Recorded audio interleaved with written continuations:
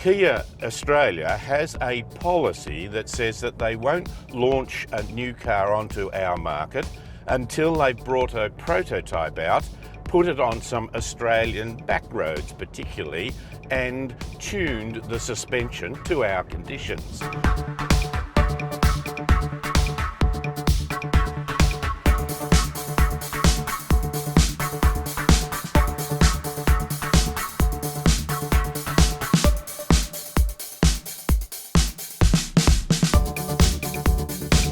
Now, it's not a major overhaul, it's more a tweaking of the suspension, but I think it's a nice reflection that they are trying to make a car that is good for the particular market.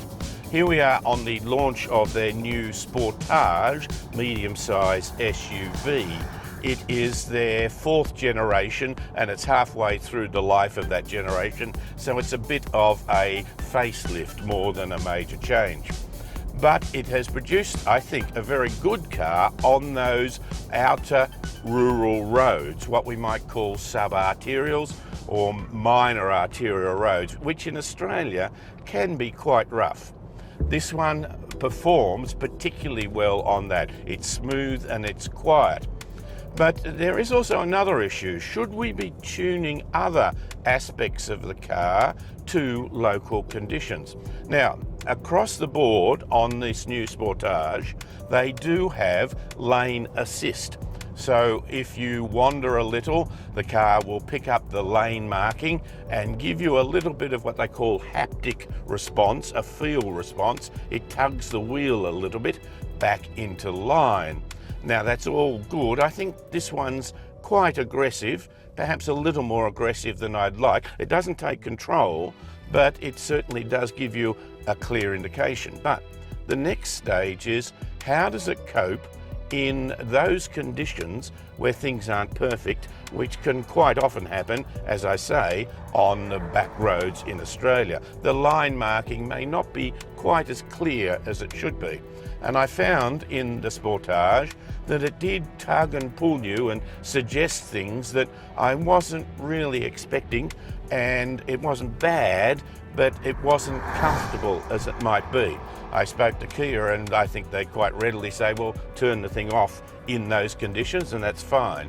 But it does raise the point that are we adjusting or are we considering those other factors that are now becoming prominent in a car for local conditions?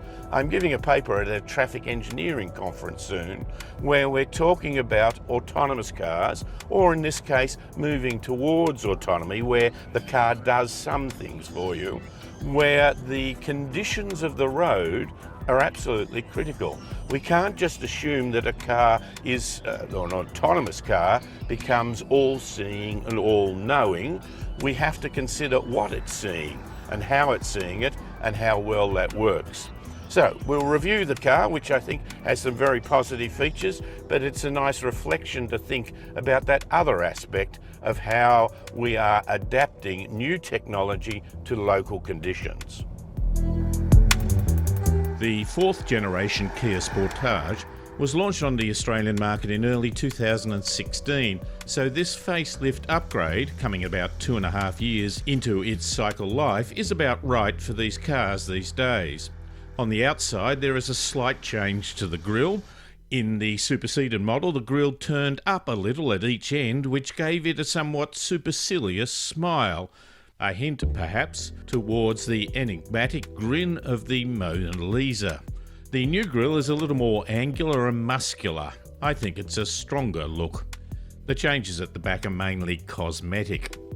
There are 5 colours in any of the models, which are dominated by the usual rather sombre hues of white, grey and a lightish blue, but they do have what they call a fiery red.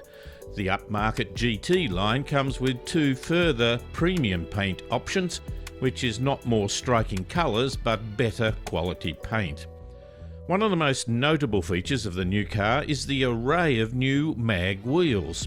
The old wheels were variations on spokes radiating from the centre hub, whereas the new wheels are much more eclectic and have elements of a crochet pattern and a spirograph drawing. There are 3 engine options, 2 petrol and 1 diesel. The 2-litre petrol option has an acceptable 114 kilowatts of power and a modest 192 newton metres of torque. The 2.4-litre petrol engine has 135 kilowatts and 237 newton metres. Both petrol engines sound like they are working hard when you have to accelerate firmly. They come with the in-house Kia 6-speed automatic gearbox, which has been around for a while, but still holds its head up high. It works well in this car. Now, the diesel has 1 kilowatt more power than the bigger petrol engine, which is good for a diesel, but it has a very impressive 400 newton metres of pulling power. It also comes with the newer 8-speed automatic gearbox. It's not the quietest of motors, but it is certainly the pick of the litter in the Sportage. There are 4 equipment levels of features and interiors: the SI, the SI Premium, the SLI and the GT line, and prices vary from $30,000 to $47,700. 2 models have drive-away prices, but Kia says there is room to negotiate with the others so that the recommended retail price is close to the full amount you should pay. The interiors look functional and neat, more than adventurous and elegant. The base model has a plain surround encasing the control buttons, but the GT line has a more polished surround that makes it more classy. The GT line also has a steering wheel that is flattened at the bottom, and when I first saw it, it gave the feeling of a sports car rather than the traditional family vehicle. The lowest grades have cloth seats, with the 2 upper grades having leather. The GT line has a 2-tone leather option that looks pretty schmick, but the light-coloured leather would show the dirt. Across the range there are some good features. New in this Sportage range, even in the base SI, are some safety and comfort features such as automatic emergency braking, forward collision warning system, lane keep assist, high beam assist and dual climate control. For an extra $2,300 you get the SI Premium, and some of the extra goodies include sat-nav, LED daytime running lights, 8-inch touchscreen information system, DAB radio and a JBL 8-speaker premium sound system. A further $4,500 will get you the SLI, which has a number of convenient features including active all-wheel drive, it's part-time with lock mode, tyre pressure monitoring, smart key entry, leather seats, electronic adjustable driver's seats and a 4.2-inch colour supervision cluster for information displayed to the driver between the 2 main dials. And while the GT line is a further hefty $8,000, you do get some very good safety and comfort features including blind spot detection, rear cross traffic alert, powered front passenger seat, intelligent parking assist, wireless phone charging, heated and ventilated front seats, hands-free power tailgate, paddle shifters, and if you go petrol, you get the bigger 2.4-litre engine. The diesel engine with the 8-speed automatic gearbox and active all-wheel drive is available in all models. It's $5,400 more in 2-litre petrol models or $2,900 more in the GT line as an alternative to the larger 2.4-litre petrol engine. So, how does it drive? We took it for over a 300-kilometre loop through the rural areas around Australia's capital, Canberra. Now, talking about performance, we talked in the introduction about being on poorer quality sub-arterial or back area sorts of roads in Australia.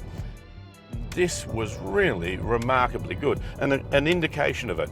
We're driving along a road there and it feels like you're doing about 80k. The speedo says, and records quite rightly, 100k. That says that you're comfortable.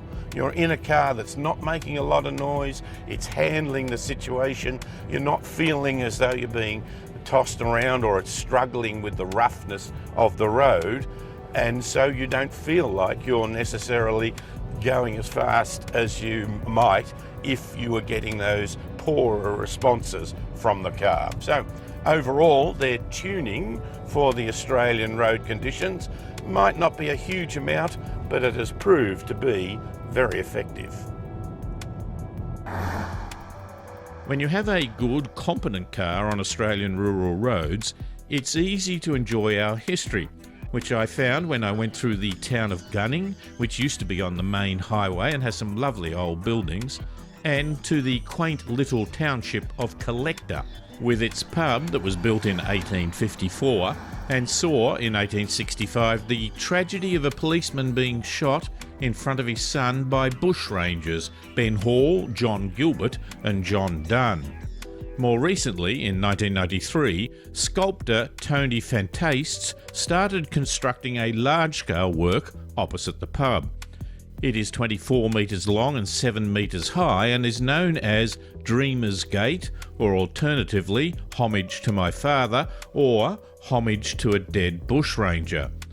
I don't know much about sculpture, but I know what I don't like. The much more aesthetically pleasing Kia Sportage is now on sale in Australia.